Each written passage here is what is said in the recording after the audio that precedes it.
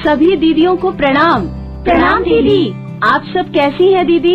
हम बहुत अच्छे हैं दीदी। आप कैसी हैं? हाँ दीदी, मैं भी एकदम ठीक हूँ।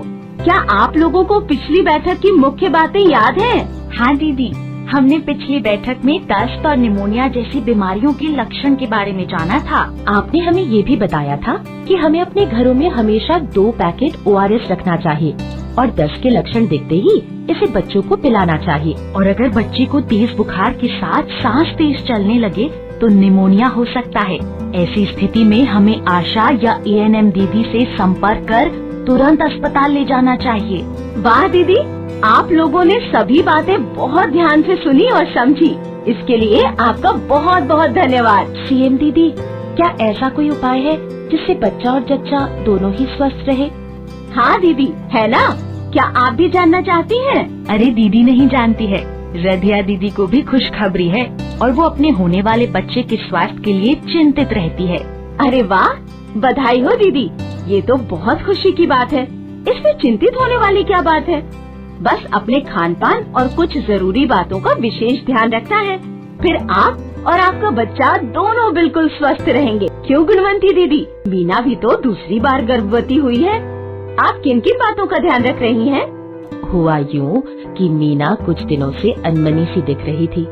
मेरे पूछने पर उसने बताया कि 15 दिनों से माहवारी का इंतजार कर रही है, परंतु अभी तक आया नहीं।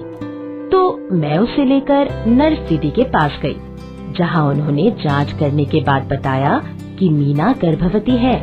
उन्होंने मीना का नाम गर्भवती वाले रजिस्टर में लिखा, TT का टीका लगाया और उसे जच्चा बच्चा सुरक्षा कार्ड भी दिया। फिर उन्होंने उस कार्ड के बारे में अच्छे से समझाया और साथ ही आंगनवाड़ी केंद्र में पंजीकरण करवाने की सलाह भी दी। और मीना नर्स दीदी की सलाह के अनुसार ही सभी बातों को ध्यान में रखते हुए समय से अपना प्रसव पूर्व जांच भी करवाती है। जच्चा बच्चा सुरक्षा कार्ड, ये क्या होता है दीदी? ये कार्ड सरकार की तरफ से मुफ्त में दिया जाता है। इस कार्ड में गर्भवती महिला के नाम लिखे जाने से लेकर उसके होने वाले बच्चे के 5 साल की उम्र तक जो भी जांच और टीकाकरण होते हैं, उन सब की जानकारी भरी जाती है। साथ ही इस कार्ड पर गर्भवती महिला में होने वाले खतरे के लक्षणों के बारे में तथा बच्चे के विकास से संबंधित जरूरी जानकारियाँ दी गई होती है। तब तो इस कार्ड को संभाल कर रखना पड़ेगा।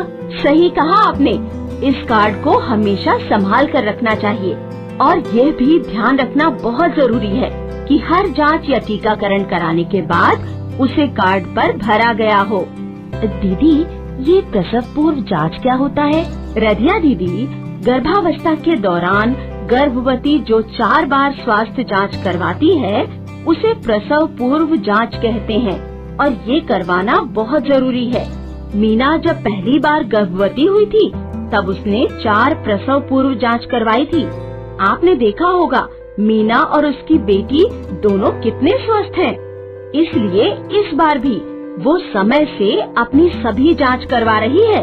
ये चारों स्वास्थ्य जांच कब कब करवाना चाहिए? पहली जांच गर्भ का पता होने के तुरंत बाद से लेकर 3 महीने के अंदर, दूसरी जांच गर्भावस्था के 4थे से 6ठे महीने के बीच, तीसरी जांच 7वें से 8वें महीने के बीच और चौथी जांच 9वें महीने में। दीदी, इसमें क्या जांच की जाती है? इसमें कई तरह के जांच होते हैं, जैसे शारीरिक जांच जिसमें पेट, आँख, जीभ, नाखून और पैर की जांच की जाती है। रक्तचाप की जांच की जाती है। हर जांच के समय गर्भवती महिला का वजन भी लिया जाता है। खून और पेशाब की जांच होती है जिससे गर्भावस्था के दौरान हो सकने वाले खतरों का सही समय पर पता लग सके। TT के टीके भी दिए जाते हैं। गर्भावस्था में TT के 2 टीके दिए जाते हैं। पहला टीका गर्भ का पता चलने पर और दूसरा उसके 1 माह बाद। इन सभी जांच के अलावा गर्भवती महिलाओं को आयरन की 180 गोलियां और कैल्शियम की 360 गोलियां भी दी जाती हैं। गर्भवती महिलाओं को हर रोज 1 गोली आयरन और 2 गोली कैल्शियम की लेनी चाहिए। 1 आयरन की गोली हर दिन रात्रि में सोने से पहले नींबू पानी के साथ लेनी चाहिए और ज्यादा से ज्यादा पानी पीना चाहिए। साथ ही उन्हें पौष्टिक भोजन के बारे में भी बताया जाता है। इन सभी जांच एवं आयरन और कैल्शियम की गोली के क्या फायदे होते हैं? शारीरिक जांच से जच्चा और बच्चा दोनों के स्वास्थ्य के बारे में पता चलता है। रक्तचाप की जांच से दौरा पड़ने जैसे खतरों का समय से पता चल पाता है। वजन लेने से बच्चे के सही विकास का पता चलता है। पूरे गर्भावस्था के दौरान महिला का वजन कम से कम 10 से 12 किलो नहीं बढ़ने से बच्चा कमजोर पैदा हो सकता है। टीटी के टीके से जच्चा बच्चा दोनों को टिटनेस का खतरा नहीं होता है। आयरन की गोलियां खाने से गर्भवती महिला में खून की कमी नहीं होती और प्रसव में दिक्कत नहीं आती। और कैल्शियम की गोली से माँ एवं बच्चे की हड्डियाँ मजबूत होती है और साथ ही साथ गर्भावस्था के दौरान सही मात्रा में पौष्टिक आहार लेने से जच्चा और बच्चा दोनों का स्वास्थ्य अच्छा रहता है। ये सभी जांच कहाँ होता है दीदी? ये सभी जांच नजदीकी आंगनबाड़ी केंद्र पर आरोग्य दिवस या टीकाकरण दिवस के दिन होते हैं। स्वास्थ्य उप केंद्र पर भी जाकर ये सभी जांच करवाए जा सकते हैं। यहाँ ये सभी सुविधाएं मुफ्त में दी जाती हैं। मैं कल ही आंगनबाड़ी केंद्र पर जाकर अपना नाम लिखवा लूंगी ताकि ये सुविधाएं मुझे समय पर मिल सके। बहुत बढ़िया दीदी। अब मैं गुणवंती दीदी से जानना चाहती हूँ कि मीना ने खुशबू के समय सुरक्षित प्रसव के लिए प्रसव से पूर्व कौन कौन सी तैयारियाँ की थी? मीना ने प्रसव की अनुमानित तारीख के पहले ही अस्पताल की पहचान और खून देने वाले व्यक्ति की पहचान कर ली थी।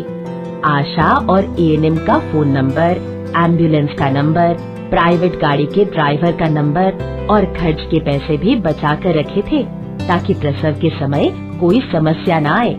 इसके साथ ही उसने प्रशिक्षित नर्स दीदी की पहचान करके रखी थी और अलग से एक झोले में साफ सूती और सूखा कपड़ा, नया धागा, नया ब्लेड, नया साबुन और साफ स्थान की व्यवस्था करके भी रखी थी ताकि अगर किसी कारणवश घर में प्रसव करवाना पड़ गया तो ज्यादा परेशानी ना हो।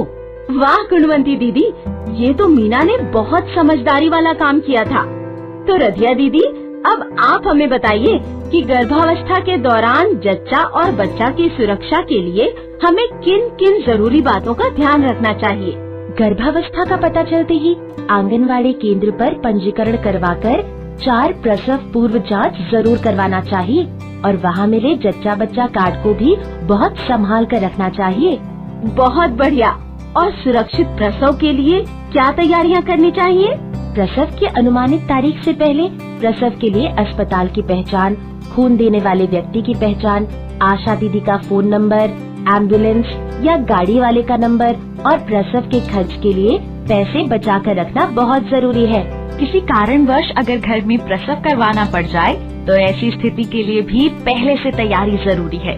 इसके लिए हमें प्रशिक्षित नर्स का नंबर और एक झोले में साफ सूखा सूती कपड़ा, नया ब्लेड, नया धागा और नया साबुन तैयार रखना चाहिए।